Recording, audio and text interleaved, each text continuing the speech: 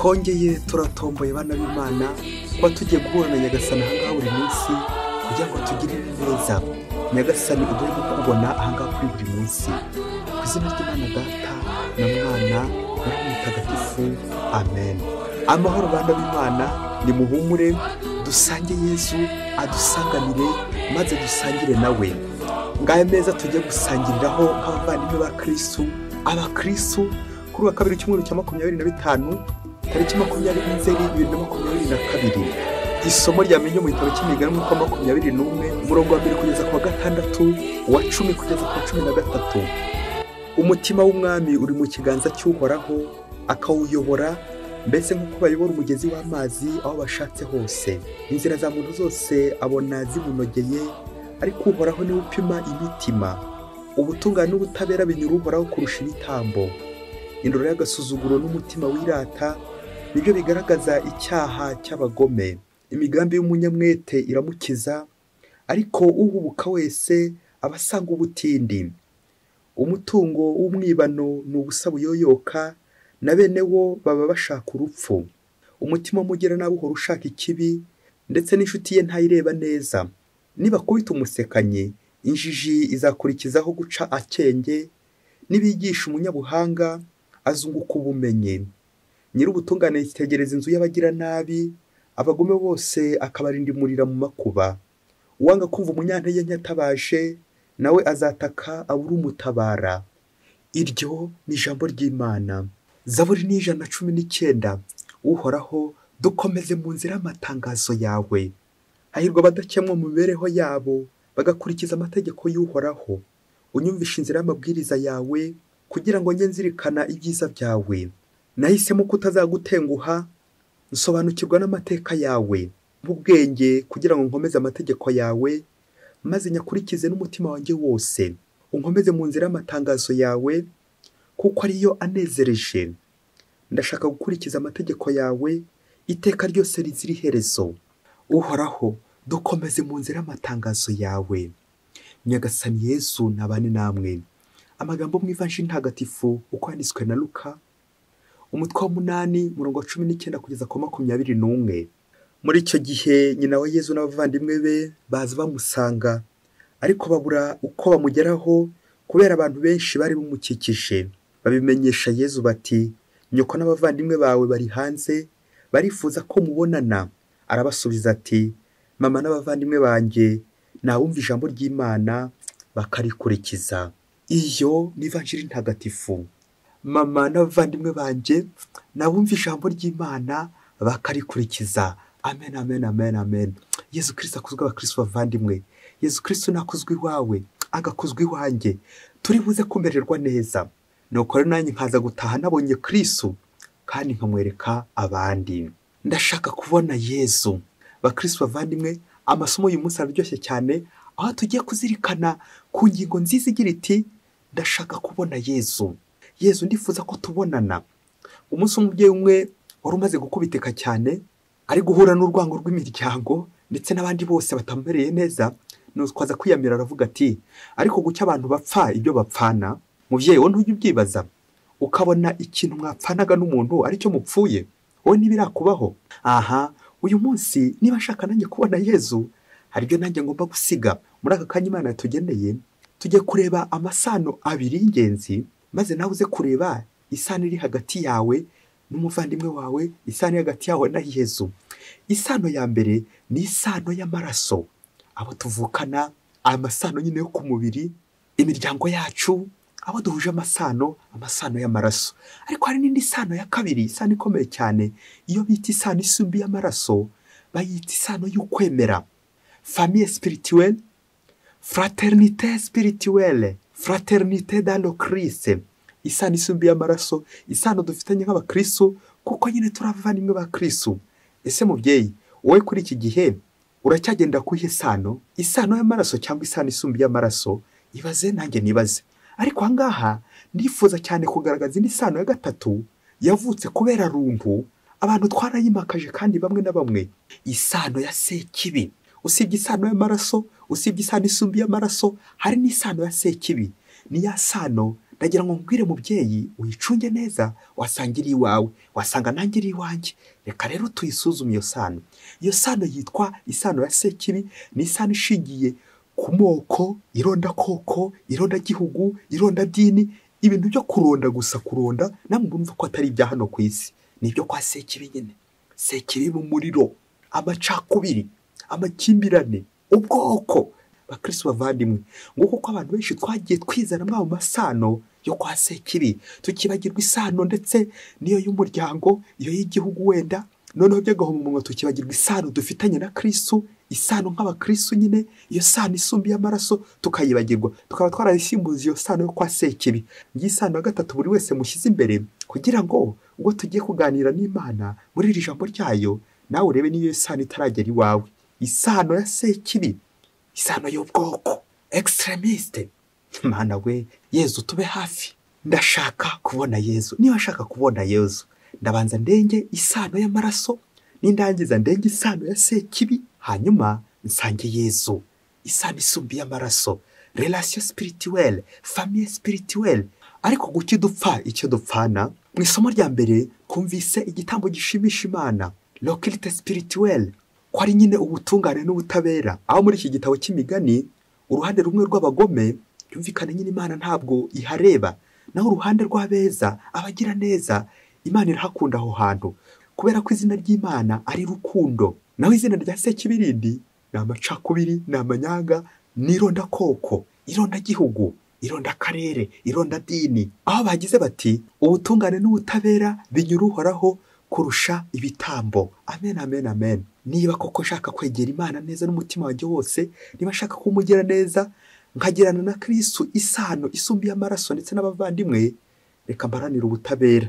Banongeho bati umutima umugira nawe uhora ushaka ikibi, ndetse n'inshuti ye ntayireba neza. Birababaje bakristo bavandimwe, ese naba mperereye mu bagira nabi cyangwa n'abagira neza? Reka nanjye ndirimbe nk'umuririmbyi wa Zaburi uyu munsi ahagira ati, Uhoraho dukomeze mu nzira y'amatangazo yawe. Amen, amen, amen. Ndashaka kubona Yezu. Niba nshaka kubona Yezu, ngomba gukurikiza amategeko ya Yezu, gukunda Imana ndetse na mugenzi wanjye, itegeko ry'urukundo, umutima wanjye ukabwirwamo n'urukundo, usabane, ubugira neza. Icyo nicyo kizampa kurenga des relations biologiques, amasano y'amaraso, nganyarukira ku isano isumbiye amaraso, Yezu Kristo. Ubwo twabyumvise muri Evanjili ya none, abaza basaga Yezu, twumvise abavandimwe b'umubiri, abo mu muryango, nyina wa Yezu ariwe Bikira Mariya ndetse n'abavandimwe ba Yezu. Abavandimwe ba Yezu nk'uko babivuga ni ababyara be. Ubwo n'ijambo ry'ikigereki adelphos rivuga cousin cyangwa frère. Ibi bigahita binatwereka ko Bikira Mariya nta bandi bana yabyaye nyuma ya Yezu, kuko ni Yezu gusa yabyaye, kuko Bikira Mariya nanone ni isugi mbere y'uko abyara, ari kubyara na nyuma y'uko abyara. Rero Bikira Mariya aracyakomeza gushakashaka Yezu ndetse n'abavandimwe b'umuryango. Kubona Bikira Mariya afata urugendo akaza gushaka Yezu, ya sano y'amaraso nayo ifite uburyo imukurura, ariko kugira ngo Bikira Mariya arusheho guhazwa na Yezu, nguko ngomba kurenga ya sano y'umubiri nkagana isano y'umutima, isano isumbiye amaraso nk'uko Bikira Mariya bimpayemo urugero. Icyo twazirikana muri Evanjili, mutekereze kuri abantu bari kubwira Yezu bati, nyoko n'abavandimwe baba bari hanze. Bashoboke kuba barashaka ko Yezu ava mu rusengero akajya gusanganira abavandimwe, ubundi akareka ijambo ry'Imana. Yezu rero akabakura aho ngaho, abereka ko aba bavandimwe b'umubiri biyemeje nabo kuza bakarenga iyo sano y'umubiri, bagasanga iyo sano nyine isano ya roho, bakaza bagana Yezu. Car le centre c'est Jésus. Abantu bose ni Yezu bagomba kuza bagana, na Bikira Mariya azagana Yezu. Ngewe ndusha iki Bikira Mariya ngewe udasanga Yezu? Abo bose bavukana na Yezu, nabo bigatwigisha ko le centre c'est Jésus. Yezu niwe zingiro, niwe bagomba kuza gushakashaka. None ngewe kuki ndashakashaka Yezu? Yezu nanjye ndashaka gukubona. Ahangaha Yezu rero akadukura ku masano y'umubiri atuganisha ku masano nyine isano isumbiye amaraso, ubwo yagize ati, mama n'abavandimwe banjye nabumva ijambo ry'Imana bakarikurikiza. Amen, amen, amen. Baje gushaka Yezu, none Yezu abazanye mu ikoraniro koko, ikoraniro ry'abana b'Imana. Natwe bakristo bavandimwe, iyo twaje mu isengesho, tukaza mu misa, tukaza gushengerera, tukayoboka Imana, aho ngaho nyine bitwibutsa ko dusangiye isano isumbiye amaraso. Abasangira ngendo bagana hehe? Bagana mu ijuru, kuko twese twaremeye kuzajya mu ijuru. Ngiye isano dufitanye twese abantu, ko twese turi ibiremwa by'Imana, ariko ko Imana igira gute ishaka kutwerekeza ijuru twese. Aha niho Yezu ashaka gutuganisha mu ijuru. Ngiyo ya misa dusangira, kumva ijambo ry'Imana, twarangiza tugatura igitambo cy'Ukarisiya, tugasangira Yezu. Iyo namaze gusangira na Yezu, ndasusuruka ngasabana n'abandi. Ibiganza byakoze kuri Yezu ntibimena amaraso. Ibiganza byakoze kuri Yezu ntibikorakora. Ibiganza byakoze kuri Yezu bakristo bavandimwe bigira neza. Ngiyi sano Yezu atuganishaho, kurenga ya sano ya sekibi, ya sano y'amoko, ngarenga igihugu, ubwene gihugu, amarangamutima, ya masano y'umubiri, igihugu, imiryango tuvukamo, ya macakubiri. Ubundi nkarangamira Yezu, kuko niwe soko y'iki? Isoko y'ubuzima. Ni Yezu tugomba kurangamira. Bikira Mariya akava imuhira ari kumwe n'umuryango, bakaza basanga Yezu. Kuki abantu bapfa icyo bapfana? Aha, Yezu na Bikira Mariya ntacyo bashobora gupfa nyine, kuko nyine bo baraturenze. Ya sano y'ukwemera bari kuyubahiriza. Urakoze Yezu kutwigisha no kutugira neza no gutwereka agaciro k'umubyeyi wa Bikira Mariya umuhereza, ndetse nuko natwe ushaka gutuzamura kugira ngo tuve mu icuraburindi. Icuraburindi ry'amoko, icuraburindi ryo kuronda, icuraburindi ry'amacakubiri. Urakoze Yezu mwiza. Yezu, nanjye ndashaka gukubona. Akabya bino umuhanga yavugaga ati, isengesho ryawe niba ritaguhindura, hindura uburyo bwo gusenga, hindura uburyo usenga.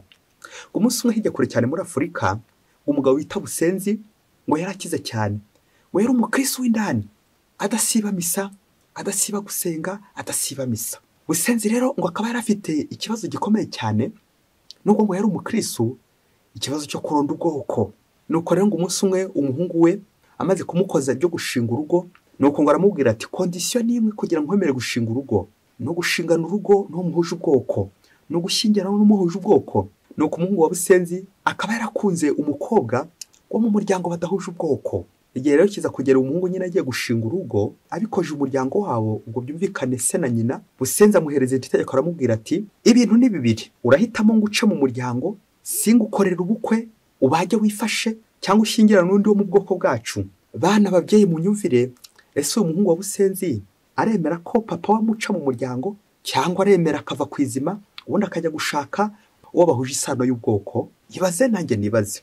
Nuko rero ngo igihe kiragera, umuhungu wa Busenzi ubwo bakundanaga n'aho mukobwa by'igitangaza, bakomeza barakundana, nanjye kuvuga kugeza ku ndunduro. Wageze ngo ntibyaje kurangira ubukwe bubaye, nuko babana nyine badahuje ubwo bwoko. Ariko birumvikana ko Busenzi nyine ahise aca umuhungu we amuca mu muryango. Agiye bamwe bati ubwo umwana bawumuciye, umuvumo wese ugiye kumukurikirana, se nyine aramuvumye birarangiye. Bakristo bavandimwe, Kiliziya yakuye kirazira.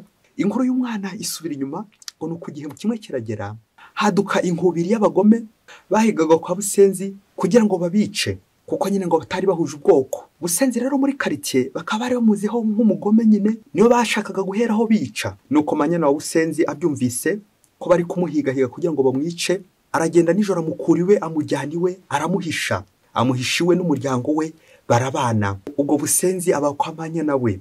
Igihe rero kiza kugera, babagira nabi baje gushaka Busenzi baramubura, bakomeza ko bariza aho yagiye. Baza kumva ko yagiye kwa manyana wiwe, birumvikana iwabo w'umukazana we. Babagira nabi bakomeza kumukurikirana, kuko Busenzi uyu nguyu yari yarabagiriye ubugome bukomeye cyane, bashaka kumwica. Nuko rero baje kumureba aho ngaho, manyana Busenzi rero akaba yari umutunzi cyane, yari atunze inka nyinshi. Nuko rero abagome bazanye n'igitero, wa mugabo akanyarukira mu bushyo bwe, agateramo inka ubundi akabahereza, ubundi bakagenda. Yanka yarangira bakongera bakagaruka, ati duhereze Busenzi ubundi tumwice. Nuko wa mugabo akongera n'ubundi agaterura indi nka akabahereza. N'ubundi yanka bayirangiza, bakongera bakagaruka, bati duhereze Busenzi tumwice cyangwa tukwice. Akongera akabahereza indi nka. Igihe rero kiza kugera, za nka ziramushirana. Yibaza nawe uburyo bagiye kwica Busenzi, kuko nyine za nka zarangiye yayiga bahongera kugira ngo we kwica manyana we. Nuko rero mu gihe bari biteguye ko n'ubundi birangiye bagiye kumwica ndetse bice na Busenzi, ya nkubiri yo kubahiga ibirarangiye. Ubwo Busenzi abarokotse gutyo, za nka za manyina zose zararangiye hejuru ya Busenzi. Ubwo rero amahoro yaje guhinda, noneho ibyo guhigwa birarangira byose, abantu bongera barabana, ntawe uri guhiga undi. Bariye inka basigaza Busenzi. Bakristo bavandimwe, uri Busenzi umaze kurokokera iwabo umukazana wawe, kandi mudahuje ubwoko, umuryango wawe ukarokoka, wagora iki imiryango ikurokoye? Busenzi ko wari waraciye umuhungu wawe none akaba ari naho urokokeye. Ibaze nawe kuza kwifata imbere y'umuhungu wawe, imbere y'umukazana wawe, imbere y'amanyana wawe. Nuko Busenzi amaze kurokoka n'umuryango we, mu gihe indi miryango yose bahigaga yapfuye, Busenzi arapfukama ararira, yibaza ibintu byose yakoze bibi, ko yari yaraciye umuhungu we. Nuko arapfukama maze asaba imbabazi. Bakristo bavandimwe, uwababaye niwe ubabarira. Sinshaka kugaruka uburyo iyi miryango noneho ngiye kunga ubumwe, Busenzi akagarura umuhungu we, bakongera bakaba umwe ndetse n'umukazana we, na ya miryango yombi igahura noneho bakumvikana bakaganira. Kubera iki? Ubuzima burahatambutse nyine, bararokotse kwa Busenzi. Ahubwo ndifuza kugaruka ku isano ikomeye cyane, ukuntu ushobora gutanga ibintu ariko ukabona abantu, ukuntu ushobora gutanga inka zawe ugasigarana umuntu, ugasigarana Ubusenzi gusa. Ngiye isano Nyagasana dusaba gusiga byose, gusiga amasano y'umubiri, tukamusanga abakristo umwe bw'abakristo, kunga umwe nk'abakristo nyine. Busenzi. Ese wasanga nanjye iwanjye hari icyapa nahanditse ko nazigera mvuga n'uwo tudahuje ubwoko, nazigera nsangira n'uwo tudahuje igihugu, nazigera nsangira n'uwo tudahuje idini. Ngibyo abakristo bavana ibintu twiberamo bya runtu babyeyi, n'ibintu byo kwa Sekibi. Ubwo bwoko bwa gatatu nabwiye bw'isano, isano yo kwa Sekibi. Wasanga nanjye iyo sano ari ikiri ku ngengo uyu munsi, kandi ni umukristo, sinjya nsiba misa, amasengesho ninjye wa mbere, ninjye wicara ku ntebe za mbere, ngahabwa Yezu, ariko ngaherwa Yezu kuri icyo kintu, ikintu cy'amacakubiri, ikintu cy'amoko, kuronda koko. Abakristo bavandimwe, nta mukristo kuronda koko, nta mukristo wahawe Yezu wongera kugenda acagagura abandi, wongera kugenda afite liste. Urahamagara uyu nguyu mu bukwe nk'abanza abangaba, uyu tutavukana shwi nugende jya ngaha, ukacamwa abantu amacakubiri, division. Ni ibya shitani bakristo bavandimwe, ni ibya Sekibi. Bikira Maraza aje gushaka Yezu, kuko nyine ari gushaka kudukura aho ngaho twazikamye, kuri iyo sayo twazikamyemo, iyo sayo y'amoko, iyo sayo inuka. Bakristo bavandimwe, ironda koko, ironda dini, ironda karere. Tujye tuzirikana ngo ubuzima nta bwoko bugira, nk'uko nyine n'Imana umubyeyi wacu dukunda cyane, ntabwo yaza kudukiza ntabwo areba amoko. Yezu Kristo yaje kuducungura kubw'isano y'amaraso n'Umuyahudi, ariko Yezu Kristo arenga iyo mipaka akajya no mu mahanga. None Yezu nanjye yangezeho, impuhwe za Yezu nanjye zagezeho. Yezu, ndashaka gukubona. Niba nshaka kubona Yezu, nanjye reka ndenge igihugu nko Yezu nawe akirenga, ngarenga amasano y'abavandimwe abangaba tuvukana ku mubiri, ngasanga Yezu utagira umupaka, Médecins Sans Frontières, Yezu udukiza atagombeye kubanza kureba ku mubiri, ahubwo akareba icyo dushakaho, nuko azatuzamura mu ijuru. Niba isano mufitanye atari yo kubazamura mu ijuru, amasano nimuyihorere. Kuki dupfa ibyo dupfana? Niba nshaka kubona Yezu, ngomba kureka ahantu hose ndi Busenzi, nkongera nkagara umubano, gestion de conflit. Ibibazo biri mu miryango yacu nkabicoca. Simba ari nge nyirabayazana w'amakimbirane ari iwacu, ari mu miryango, ari muri communauté zacu. Simba nyirabayazana w'amanyanga, amatiku, amakimbirane, ibibazo, kuronda. Yezu Kristo bidukize. Yezu, ndashaka gukubona, ndifuza nanjye kuguhabwa, nkaguherwa muri état de grâce, inema zawe zikanyuzura. Yezu Kristo ukabona hujya, Yezu Kristo ukansanga ntuje meze neza, bityo nanjye ngakurangamira, uko Yezu waguhawe neza agira ubuzima nyine. Ibiganza byakoze kuri Yezu ntibikorakora, ntibimena amaraso, birokora abandi. Ibiganza byakoze kuri Yezu birokora abandi. Nta macakubiri, nta moko, nta mipaka, kuko twese turabavandimwe muri Kristo. Amen. Twongeye kubashishikariza ikiganiro cyo gushengera Yezu mu Karisiya, cyatambutse ejo kuwa mbere tariki 19 Nzeri 2022, ahangaha nyine kuri buri munsi. Iyo ushengerera urushaho kubona Yezu, nukureka Yezu akamurikira imitima yacu, agakuramo amakimbirane n'amacakubiri. Gushengera Yezu mu Karisiya, mu Kristo muvandimwe, icyo kiganiro kizagucike, ndetse n'ikindi cyakibanjirije, gushengerera Yezu bizadukiza, tuzarushaho kubona Yezu. Amahoro bana b'Imana, mwese Imana ibaho umugisha. Imana Data na Mwana na Roho Mutagatifu. Amen. Padiri Masumbuko Ladislasi wa Diocese ya Cyangugu. wadukijije